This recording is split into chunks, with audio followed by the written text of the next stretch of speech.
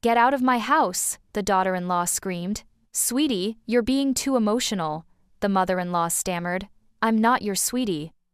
Amanda had been holding it in for weeks. You know that feeling when something's building inside your chest, getting tighter and tighter until you think you might explode? That was Amanda, standing in her Charlotte living room, staring at Marilyn, who was bouncing baby Emma while completely ignoring everything Amanda had just said about nap time.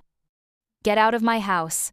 The words ripped out of Amanda's throat like they'd been waiting there forever. Marilyn's face did that thing, that innocent, wounded look she'd perfected over decades of getting her way. Sweetie, you're being too emotional, she stammered, still holding Emma like she had more right to the baby than Amanda did. I'm not your sweetie. God, Amanda hated that word, sweetie. Like she was some confused child instead of a 30-year-old woman who'd just caught her mother-in-law feeding her 6-month-old applesauce despite being told 3 times that Emma wasn't ready for solids yet. The pediatrician had been clear 6 months minimum and they weren't there yet. But Marilyn knew better, apparently. Marilyn always knew better. Jason was conveniently at some golf thing with his college buddies. Of course he was. Every time his mother pulled this stuff, Jason mysteriously had somewhere else to be. Coincidence? Amanda thought not. 3 weeks. Marilyn had been supposed to stay 3 days to help with the baby. That was 21 days ago.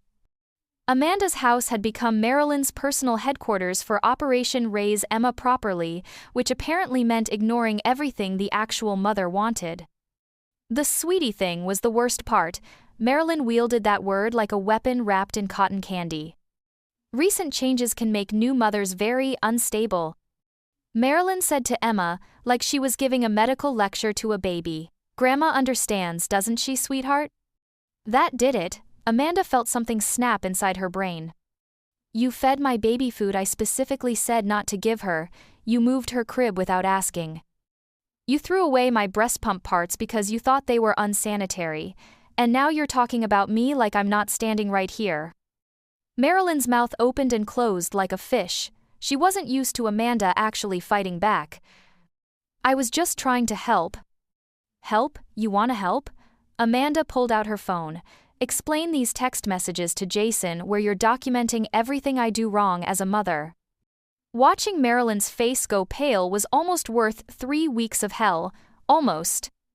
Amanda had found the messages by accident when Jason left his phone on the kitchen counter, page after page of Marilyn's concerns about Amanda's parenting.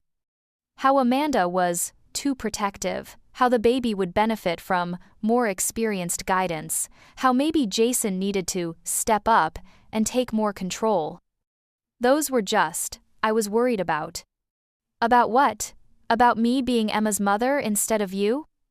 Marilyn started crying then. Real tears or fake ones, Amanda couldn't tell anymore. With Marilyn, everything was performance art designed to make other people feel guilty for having boundaries. I raised 4 children successfully, Marilyn sniffled.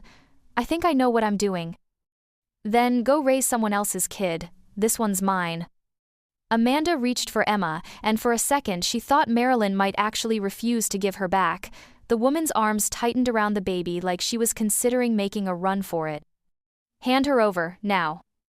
When Jason came home 2 hours later, he found his mother's suitcases by the front door and his wife feeding Emma in the nursery like nothing had happened. What's going on? He asked, though his voice suggested he already knew. Your mother's leaving, Amanda said without looking up from Emma. Tonight. Mom says you had some kind of breakdown. Nope. Amanda's voice was scary calm. Your mother got caught undermining me as a parent, and I told her to leave. End of story. Jason did that thing where he ran his hands through his hair and looked around like the solution to his problems might be written on the walls. Maybe if you just apologized. For what? For not letting her take over my daughter's care? For not accepting her constant criticism? For reading the text messages where she tried to convince you I'm an unfit mother? That last part made Jason freeze. What text messages? Amanda handed him his phone with the conversation thread already open. Watching his face change as he read was like watching someone solve a puzzle they didn't want to solve. She's my mother, he said finally, but his voice had no conviction left. And Emma's mine, your choice. It took Jason 3 months to stop automatically defending Marilyn's behavior, 6 months to understand that helping and taking over were different things. A year to realize that his mother's love came with strings attached, and those strings had been slowly strangling his marriage. Marilyn still visits, but now she asks before picking up Emma. She doesn't rearrange furniture or throw away Amanda's stuff. She definitely doesn't call Amanda sweetie anymore. Some relationships need explosions to reset their boundaries. Amanda learned that being called emotional for defending your family wasn't an insult, it was a badge of honor. And Emma? Emma's doing just fine with one grandmother who respects her mother and one mother who learned to fight for what mattered.